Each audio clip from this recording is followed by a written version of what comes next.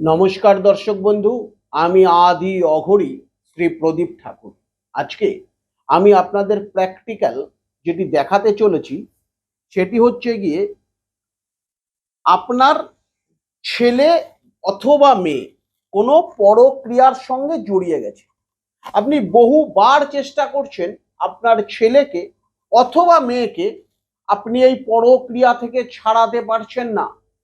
আপনার সম্মান নষ্ট হচ্ছে। কি করবেন? আপনার ছেলে বা মেয়ে যার সঙ্গে পরক্রিয়ায় জড়িয়ে গেছে তার একটি ছবি জোগাড় করুন, এবং এই যে দেখাচ্ছি আমার কাছে দেখুন একটা প্রদীপ রয়েছে, আটা দিয়ে এইরকম একটি প্রদীপ বানান। এই প্রদীপের সম্মুখে এই যে জায়গাটায় আছে যার সঙ্গে আপনার ছেলে মা মেয়ে জড়িয়ে গেছে তার ছবিটাকে এখানে দিয়ে দিন। এই প্রদীপের যেখানে নিচটায় যেখানে লাল রং আছে এখানটা একটি ছবিকে আপনি দিয়ে দিন। আমি এখানে আপনাকে একটা কাগজ দিয়ে দেখাচ্ছি। এইখানে এইরকম ভাবে একটা ছবিকে এইভাবে দিয়ে দিন। ছবিটিকে দেওয়ার পরে এইবার যে মন্ত্রটি বলছি এই মন্ত্রটি বলে এখানে কর্পূর দিয়ে আগুন জ্বালিয়ে দিতে হবে। এরকম একটা কর্পূরের চাকা নিন। কর্পূরের চাকা নেওয়ার পর যে মন্ত্রটি আমি বলছি ভালো করে লিখে নিন মন্ত্রটি।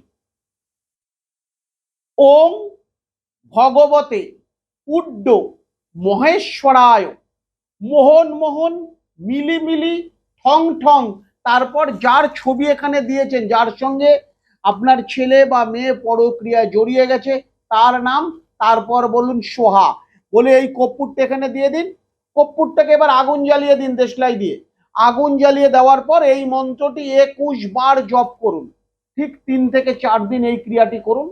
দেখুন আপনার ছেলে বা মেয়ে ওই পরক্রিয়ার সম্পর্ক ছেড়ে আবার তার নতুন জীবনে ফিরে আসবে। দর্শক বন্ধু, উপকৃত হওয়ার পর অবশ্যই আমাকে একটু ফোন করে আপনার সুনির্দিষ্ট মতামতটা জানাবেন। অপেক্ষায় রইলাম। সুস্থ থাকুন, ভালো থাকুন।